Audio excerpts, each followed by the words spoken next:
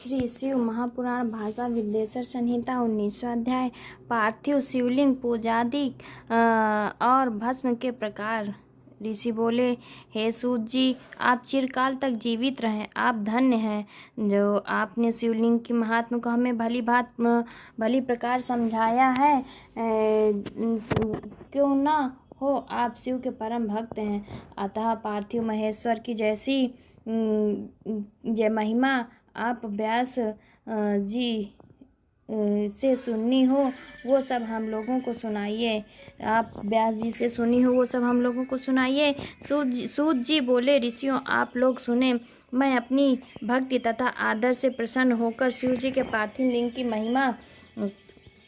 महिमा का वर्णन करता हूँ। हे विप्रो, सब लिंगों में पार्थिव लिंग श्रेष्ठ हैं, जिनके पूजन से बहुत से लोग सिद्ध हो गए हैं। ब्रह्मा, विष्णु और कितने ही ऋषियों के पार्थिव लिंग के पूजन से मनोरथ पूर्ण हुए हैं। देवता, असुर, मनुष्य, गंधर्व, सर्प, राक्षस तथा और भी बहुत से शिवलिंग की पूजा कर परम सिद्ध को प्राप्त हुए हैं।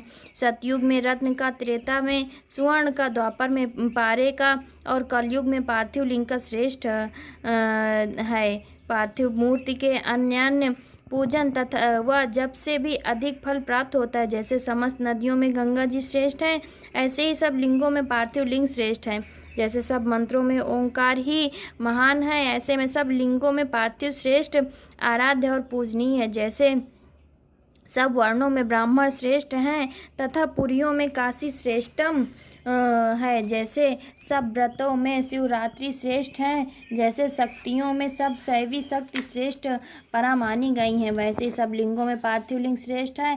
पार्थिव लिंग की पूजा से बढ़कर किसी अन्य देवता की पूजा तथा स्नान दानादि नहीं है। पार्थिव की आराधना पवित्र, पूर्ण रूप और धन तथा आयु को बढ़ाने वाला, तुष्टि पुष्टि व लक्ष्मी को देने वाला तथा कार्य का साधन करने वाला है। जो पार्थिव लिंग की शुभ वेदी का पूजा करता है वो इस लोक में धनवान और श्रीमान होकर अंत में रुद्र लोक को प्राप्त होता है। जो पार्थिव लिंग बनाकर शिव जी का जीवन पर्यंत पूजा करता है वो शिवलोक का भागी होता है तथा असंख्य वर्षों तक वहाँ रहकर शिवलोक से लौट भारत खंड का राजा होता है।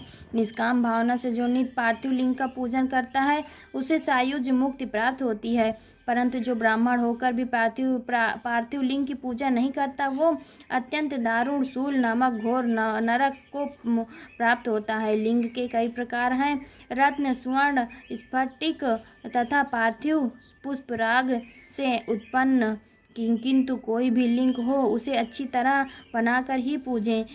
इति श्री शिव महापुराण विद्येश्वर संहिता का 19वां अध्याय समाप्त।